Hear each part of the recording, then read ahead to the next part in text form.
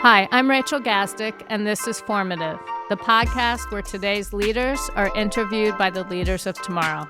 Our guest today is Dr. Brian Hainline, Chief Medical Officer of the National Collegiate Athletic Association and Professor of Neurology at Indiana University and NYU. He has also served as the Chief Medical Officer of the U.S. Open Tennis Championships and the United States Tennis Association. Actively involved in sports medicine for over 30 years, Dr. Hainline has built a career on supporting the physical, emotional, and mental well-being of young people. We are so pleased he is continuing his work with us today. And now to my student co-host, I'm happy to welcome back Jake from PS 175 in the Bronx. Jake did a tremendous job interviewing former U.S. astronaut Dr. Charles Camarda. So I know he's going to do great work leading our conversation with Dr. Hainline. Jake, how are you feeling about today's interview? As always, I'm a little nervous, but again, I'm extremely excited. All right. Well, Jake, without further ado, I'd like to introduce you to Dr. Hainline, and why don't you take the show away? I think it's a pleasure to meet you today on this fine afternoon or evening. I don't know the time right now. Yeah, it's great to be with you, Jake. Thanks for taking the time. I'll start with a fun little question. So I read that you were born in Indianapolis or moved there. So I was wondering if you like Indiana Jones. Yeah, so I was actually born and raised in Detroit and pretty much have been in the Midwest most of my life, except I moved to New York for professional reasons for my training. And my current job is in Indianapolis, so I kind of live in two places, Indianapolis and New York. But with regard to Indiana Jones, what I like about Indiana Jones is he's very decisive. And so if there's a lot of confusing issues going around him, he's just going to take care of things as he needs to. Yeah, I also love Indiana Jones, and I wish I could go on his adventures. That would be fun. Yeah, he's definitely exciting. You know, I like to believe that we all have an Indiana Jones inside of us, and it may not be chasing a gold nugget in an exotic place, but it might be chasing our dreams in a way that others have it in it. And the journey is just as exciting as his, but, might not make hundreds of millions of dollars on a TV screen. That's the only difference. So what is your earliest memory of your job, of being at the NCAA?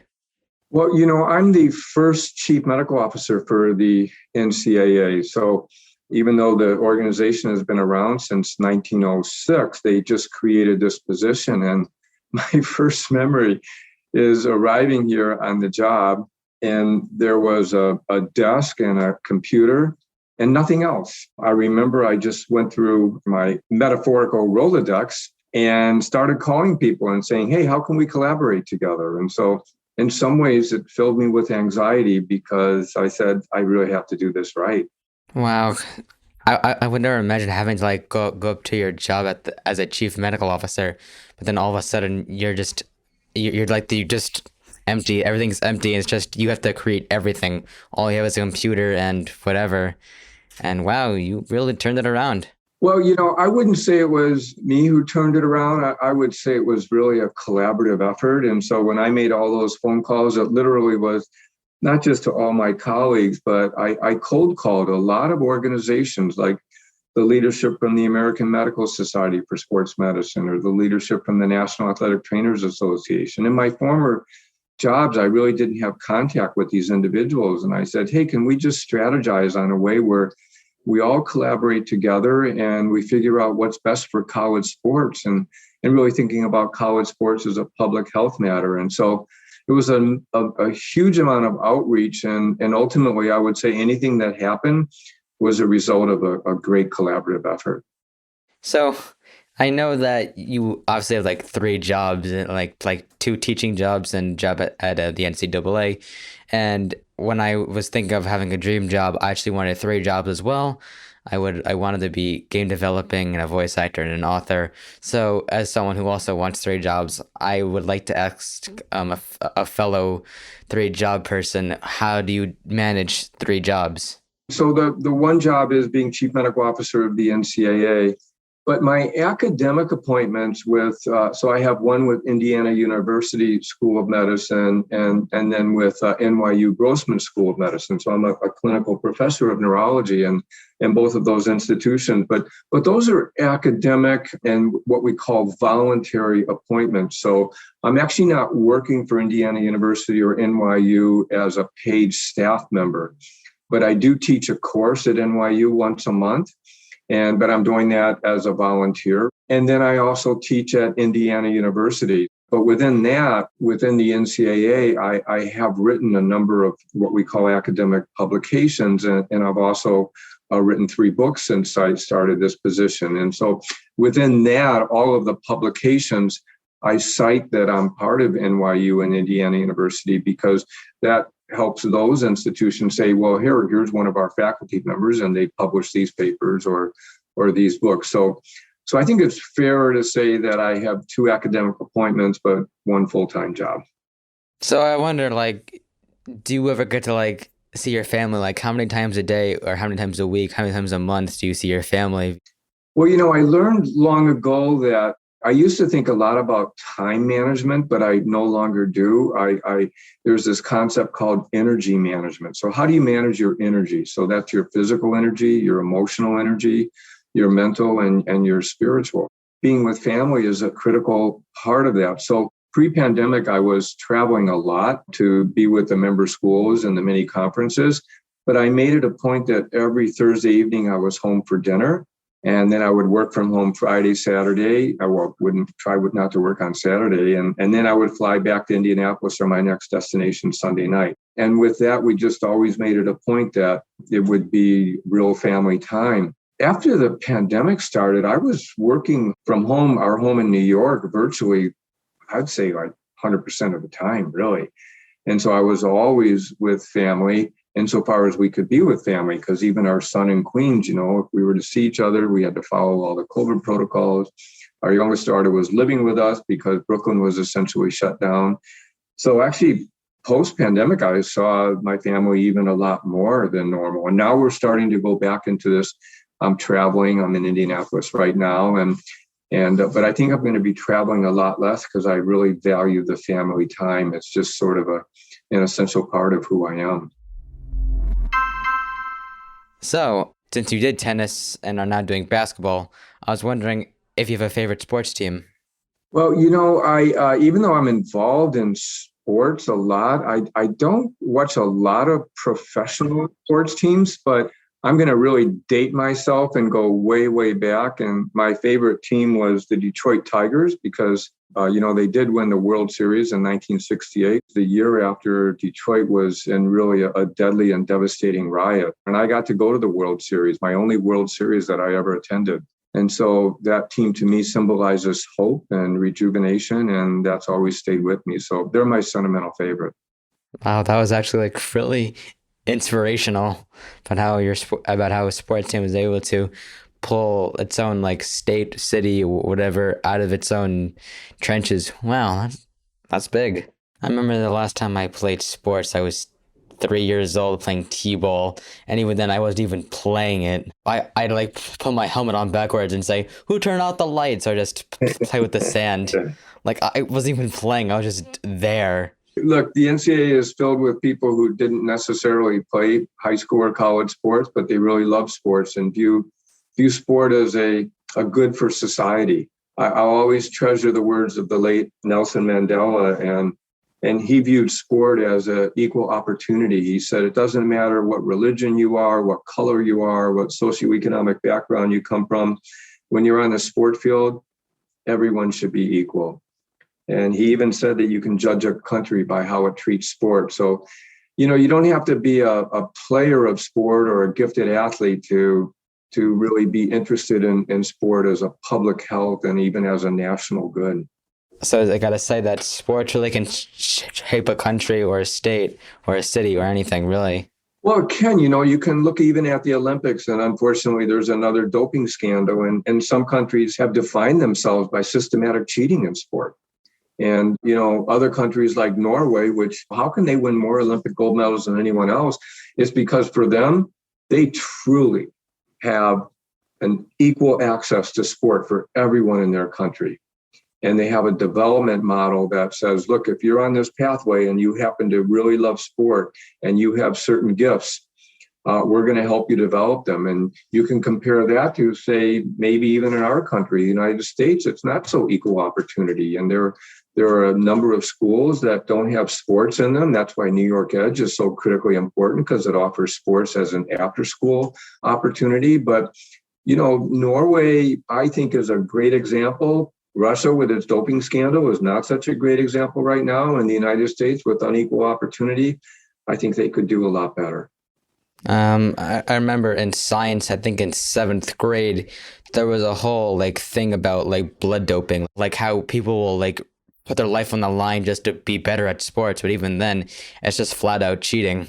Yeah, blood doping, and that usually happens in endurance sports, so you're not going to see it in power sports like football or weightlifting, because having more blood, it allows you to do what we call aerobic activity. So something where your body needs oxygen the entire time that you're competing. So that would be for marathon riders or people doing long distance cycling. So this is public information. You can look at the U.S. Anti-Doping Agency investigation of Lance Armstrong. He was a national hero, right? And he won, 7 Tour de France, and he was a cancer survivor. And so he was awe-inspiring, but underneath it all, he was very involved and even the ringleader in systematic doping in the sport of cycling. And so it included blood doping, but also not just, infusions of other people's blood, but infusion of your own blood that you put in storage, and then, artificially manipulating the level of erythropoietin, which is a hormone that actually allows you to produce more blood. So, the very sad consequence of that is that he was stripped of all of his titles of Tour de France and,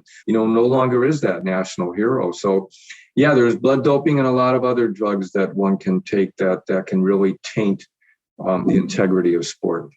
And that's really sad, because that can literally shape a whole person's career. They can be viewed 1 second as this amazing celebrity who was so good at this one sport, to this person who was actually just cheating and kind of ruins their whole life. I think even more importantly, when you have influence and when you're put in the public eye like that, there's a responsibility, an ethical responsibility as well. You didn't become a cause célèbre by accident. You developed that because there were numerous communities of people who supported you, who helped you, and including organizations like New York Edge. I mean, it takes so many different communities and people to really help someone achieve that level of success. And then to really blow it all up and corrupt activity. Yeah, it's sad for yourself, but you've really let a large number of people down. And again, we all have an ethical and moral responsibility to do right. But when you're in the public eye like that, I think that ethical responsibility becomes even more important.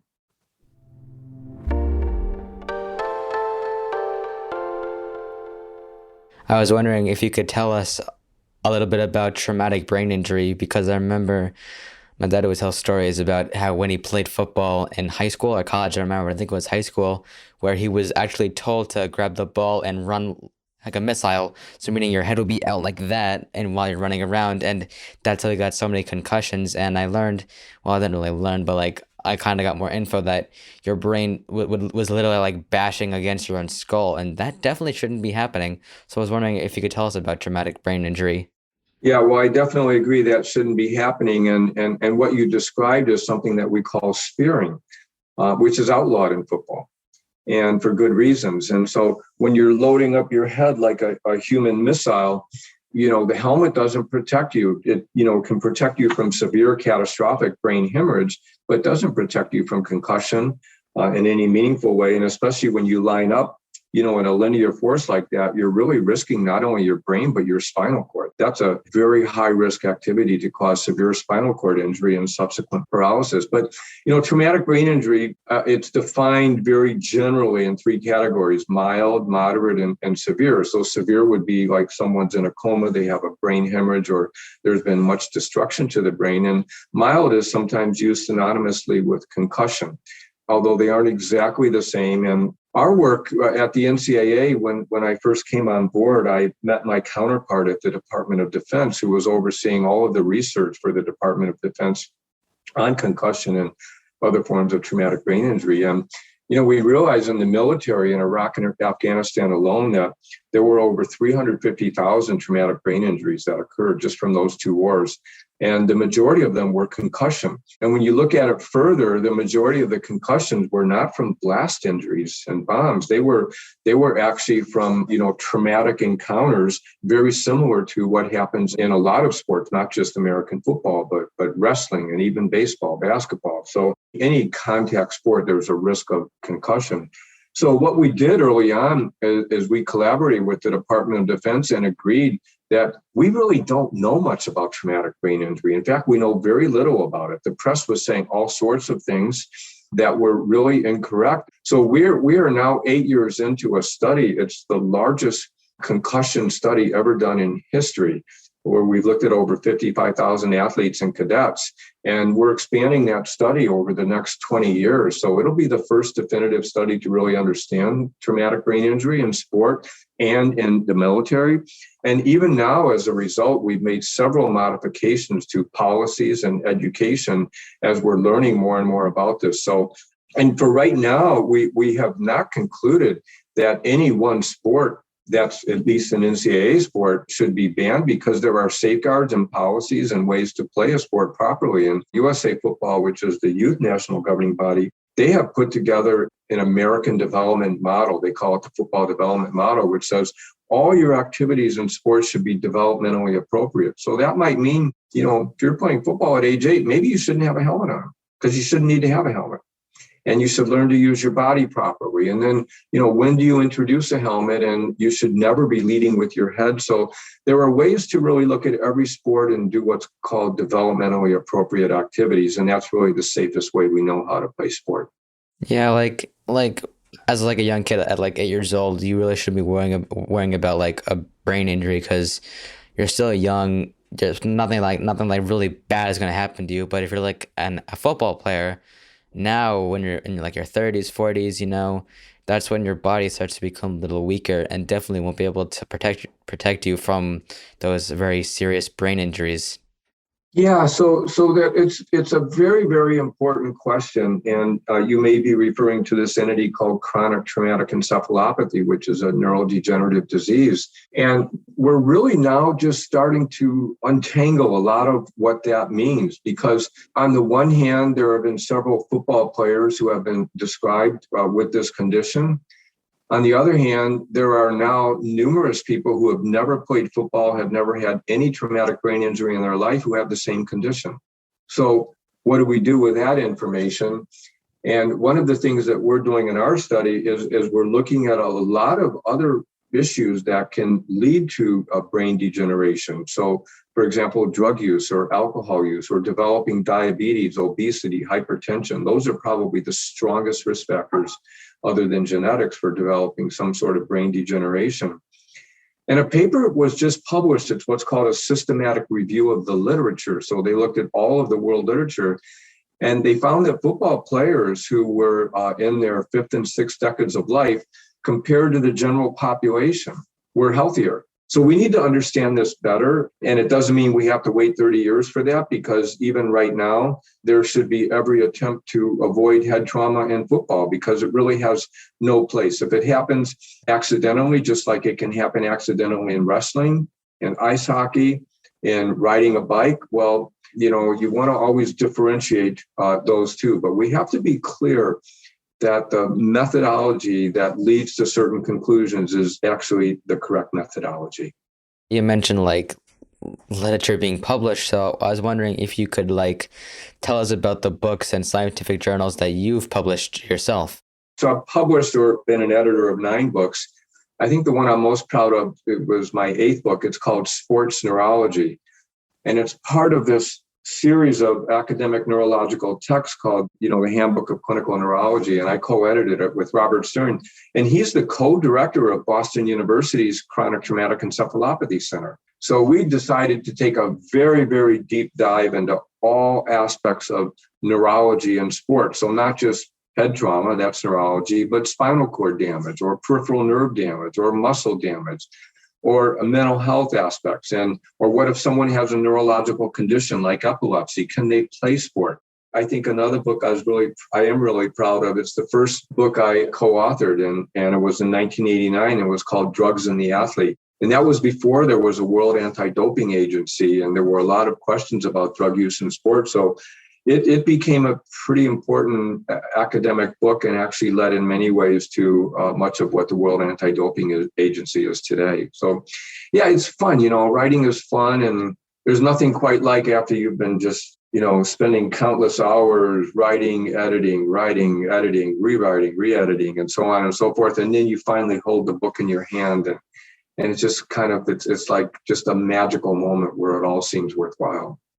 So you mentioned how there's always like editing, rewriting. Since I also want to be an author in the future, I would like to know if you can tell us the whole entire process, or maybe just like a little bit of the process of being an author.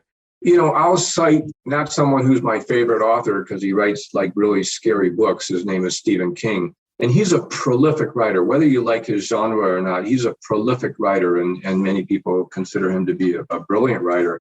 But he wrote a book called On Writing, and he talks about the whole process. And basically, he says that what my final product is maybe going to be 20% of what I originally started off with. And so you write, and then you look at yourself and say, well, what's really necessary here?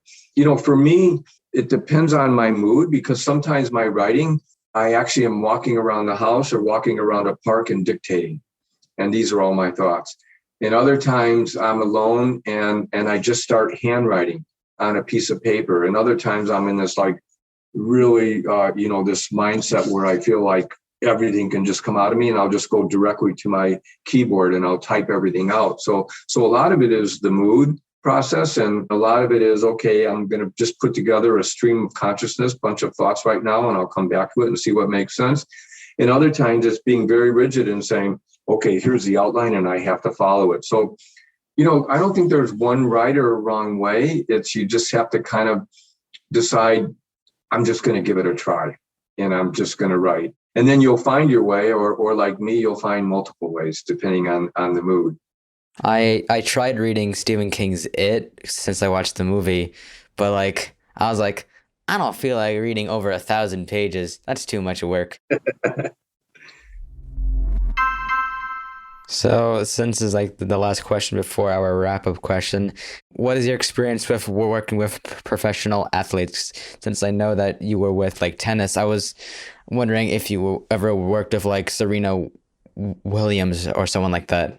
Well, so I would never actually divulge who I worked with. I consider that very sacred space. So anytime we're doing any sort of medical work, you never let others know who you're working with. But people have certainly seen me with athletes and so forth. And so I'll say that brings me to probably the most important point I'll make about professional athletes and working with professional athletes. They're human beings. And many of the professional athletes, they're young and they may not have developed fully from a maturational point of view, but in the public eyes, they're expected to be gods or goddesses.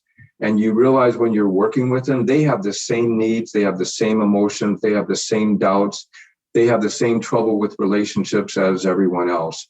And so what I realized very early on, and I was fortunate to be mentored by people who gave me this sort of depth of knowledge, I would really call it wisdom about working with professional athletes or any stars, is that you never objectify them, looking at them as someone that's just, satisfying our desires or our needs and not really looking at them as a full human being. And so taking that one step further, I actually fired 3 people at the US Open over my 16 years as chief medical officer because they asked a professional athlete that they were treating for an autograph. And that's basically, in my opinion, the worst thing that you can do. You're a physician, you're holding someone in sacred space. And when you realize when you're working with anyone that you're treating medically, their primary emotion is fear. They're afraid something might be wrong with them, or they're afraid that they're not being validated.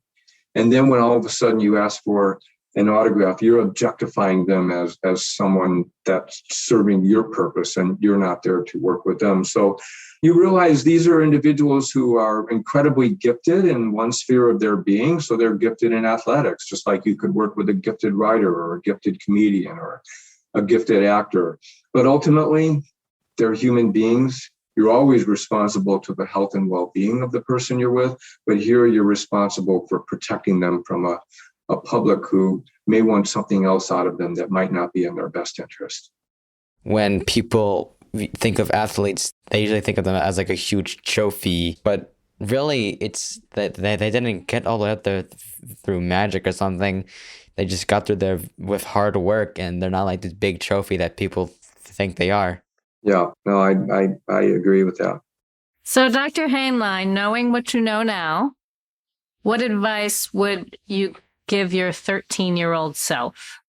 Look, when I was 13, the last thing that was in my mind was becoming a physician. And certainly I had no idea I would be working with the NCAA. I mean, I grew up wanting to be a priest, so you pursue that. What does that mean? You surround yourself by people who give you advice, and you pursue every one of your dreams. And sometimes it makes sense to really dive into them deeply at an early age. And sometimes it makes sense to sample numerous dreams. But I think the most important advice I can give is follow your dreams, pursue them, and surround yourself by people who love you and are going to support your dreams.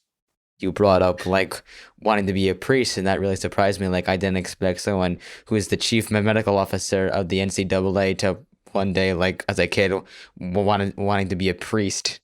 Well, priests are about healing and physicians are about healing. And basically, if you look at numerous professions, you would want to believe they should be about healing. And so it's just, what ultimately then becomes the best avenue to do that. Well, Dr. Hainline, thank you for being on the show. My pleasure. And great job, Jake. Thank you. Thanks for listening to Formative. I'm your host, Rachel Gazdick, CEO of New York Edge. My co-host today was Jake from PS 175 in the Bronx. He was assisted by Jesse Cowan.